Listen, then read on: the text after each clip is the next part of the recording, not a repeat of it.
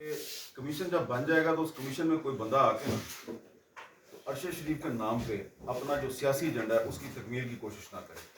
That commission should not be use for the political point scoring of some people, जो कि पहले भी होता रहा है. और उन तमाम लोगों को उस कमीशन में बुलाया जाना चाहिए जिन पर अरशद शरीफ की फैमिली का इल्ज़ाम है और हमारा भी इल्ज़ाम है. क्यों जी? एग्जैक्टली, ये ठीक है. और मेरे ख्याल में भी अगर ये आगे चलता है केस तो उनकी फैमिली को ऑन बोर्ड भी लेना चाहिए.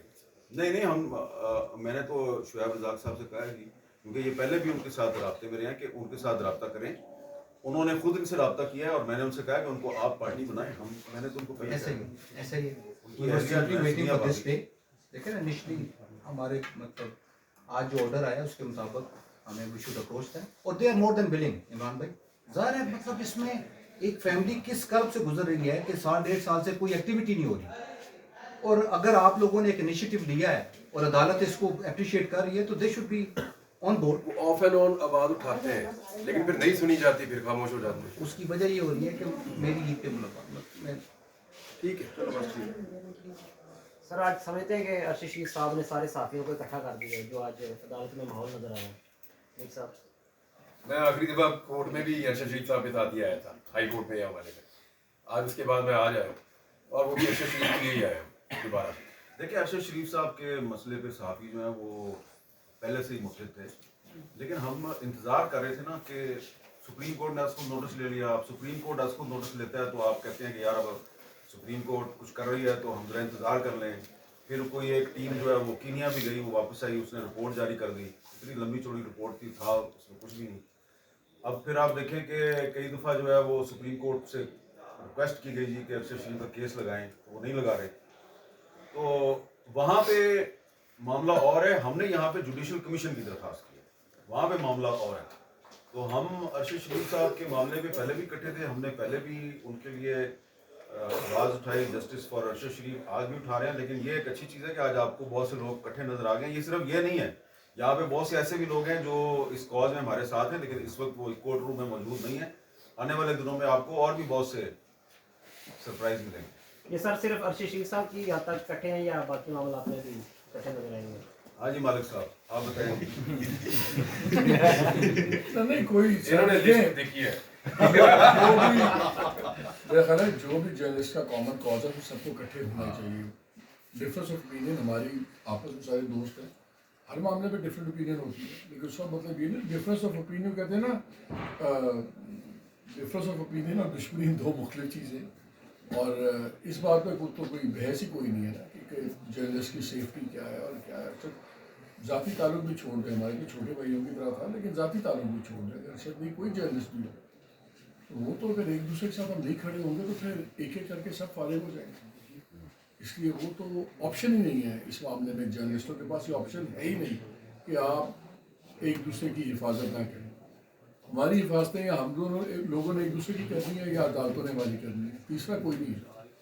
लेकिन इसमें एक चीज़ तो ज़रूर हमें रखना चाहिए कि ये जो इशू है कमीशन का, ये अरशद शरीफ का, हाँ इसमें और कोई चीज़ हमने ऐड नहीं कर दी कि सहाफ़ियों की सेफ्टी, ये बहुत सारा मिट्टी पाने वाला काम आपकी है. बात बिल्कुल ठीक है. उसका वन पॉइंट सिर्फ one point one point agenda ये सिर्फ अरशद शरीफ के लिए है. वो जो साथियों की सेफ्टी है वो भी आजकल एक इशू है. उसके लिए हम एक अलग से हमारा सलाह मशवरा चल रहा है कि हम जो टीवी एंकर्स हैं उनका कोई एक्शन फोरम जो है वो बना रहे हैं. तो वो एक अलग से एक इशू है, उसको हम इसके साथ मिक्सअप नहीं करना चाह रहे. लेकिन अगर अरशद शरीफ के कातलों तक हम पहुंच जाते हैं तो उसका फ़ायदा भी पाकिस्तान की सहाफ़ी बरादरी को ये मिलेगा कि आइंदा से कोई भी शख्स जो है वो अगर किसी सहाफ़ी को कत्ल करने की साजिश तैयार करेगा तो वो सोचेगा कि भाई अरशद शरीफ के मामले में हम पकड़े गए हैं तो आइंदा से हमें मुहतात रहना चाहिए.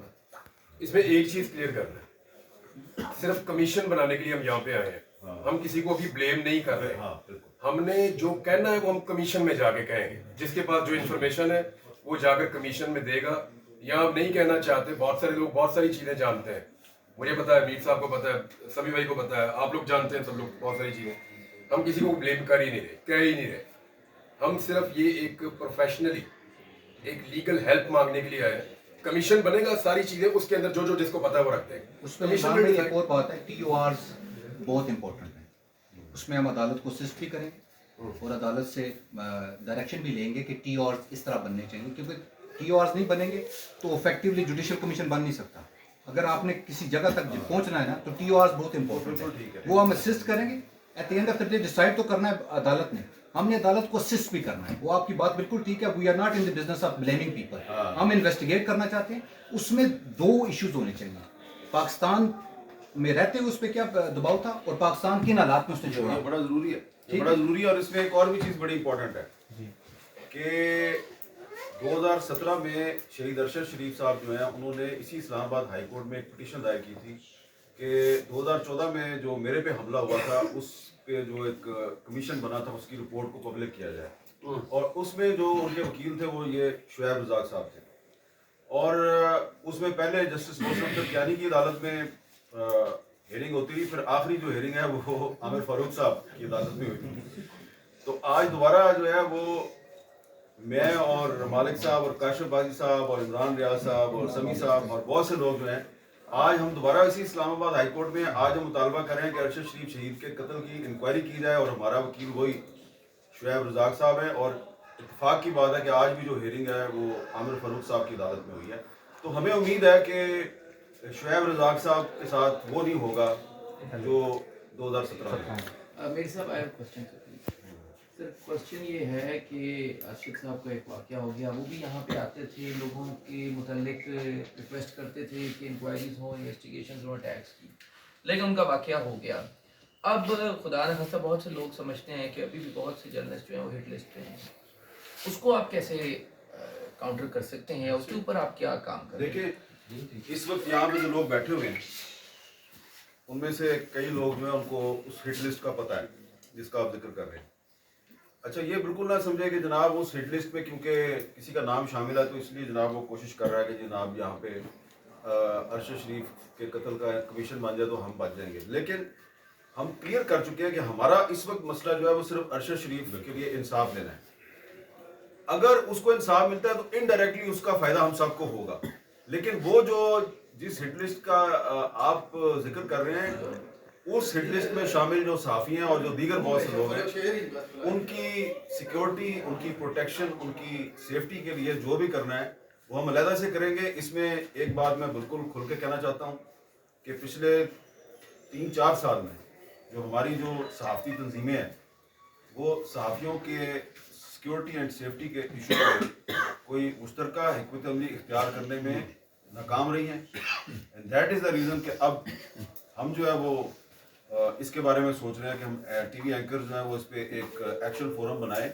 उसकी वजह यह है कि अब बॉस वो जो डिवाइड एंड रूल की पॉलिसी है, पहले वो सियासी जमातों में इस्तेमाल होती थी, अब वो मीडिया में भी इस्तेमाल की गई। पहले मीडिया की जो बड़ी बड़ी तंजीमें हैं उनको डिवाइड किया गया, उनके ग्रुप बनाए गए।